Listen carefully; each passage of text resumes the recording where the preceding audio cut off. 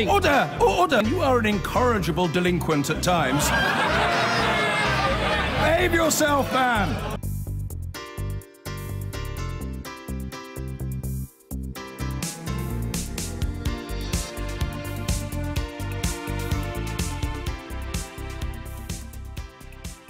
How should our railways be run?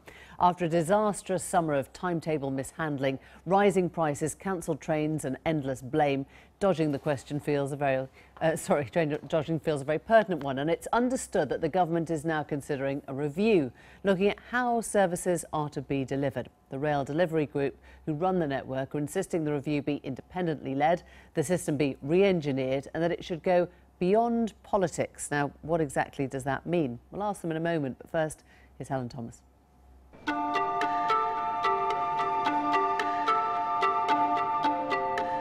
The UK's rail passengers and rail companies are waiting for another arrival.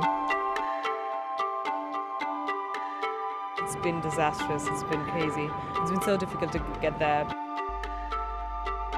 A possible government review into whether our railways are on the right track.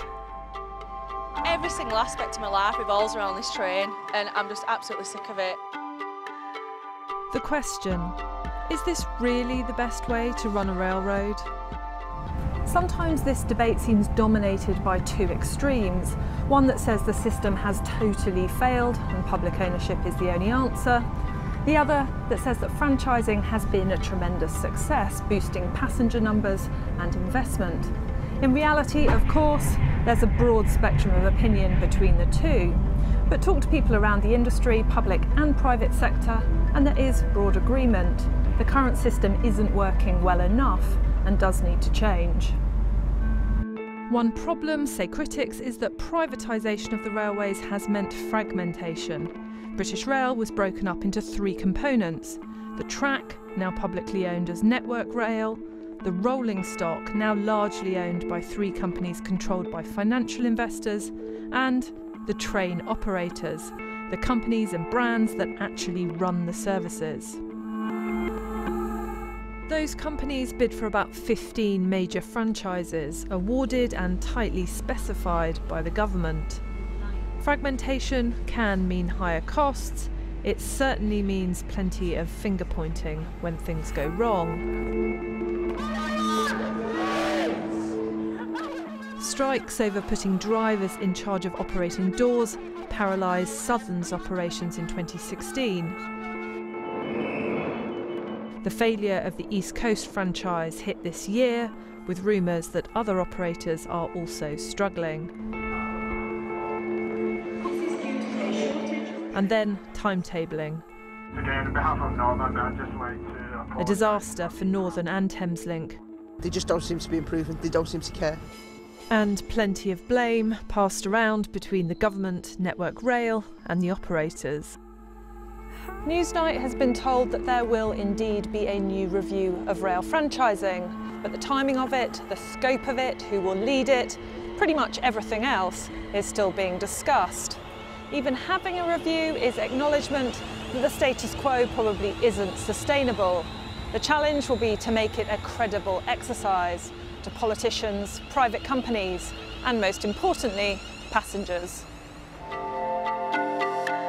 A complicated system could mean a complicated, lengthy review.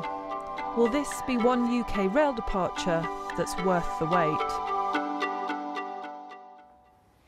That was Helen Thomas, and joining us now, Paul Plummer, Chief Executive of the Rail Delivery Group, which comprises the private train operators and Network Rail. Nice of you to come in, Paul. You'd be the first to admit it's been a pretty disastrous summer for rail users, and you're calling for this review in your Telegraph piece tomorrow. It has to be what? Well, we think it has to be an independent review of the whole railway system and how we can best deal to today's challenges and the challenges over the next 20 years for customers, putting them right at the heart of the system, and to deliver best value as well for taxpayers and the economy, because the railway is so critical to our economy and communities right across the country. And the important thing you've said is that all options are on the table, it goes beyond politics. Spell that out for me. What do you mean then? Well, I think it's really critical that the outcome of the review, everyone has confidence in the outcome, that it's going to deliver for customers, for taxpayers, and that means everything has to be on the table.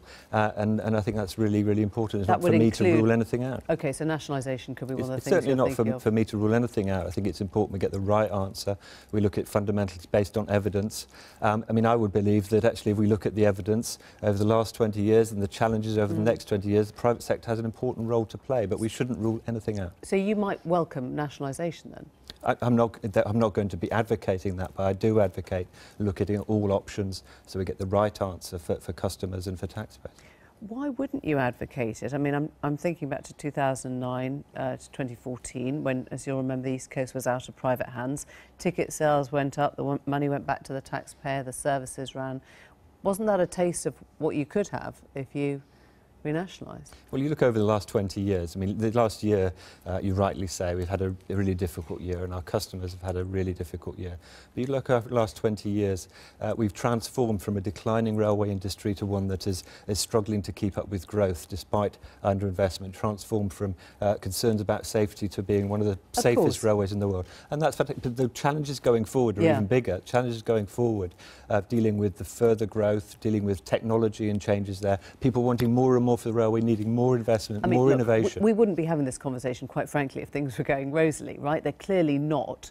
There seems to be a public appetite, certainly, to consider nationalisation. Is that something that you would take very seriously now and say, right, you know, this is a conversation we have to have. We have to look at whether that is the best value for customers? We take it extremely seriously, which is why I'm saying we need to look at all options.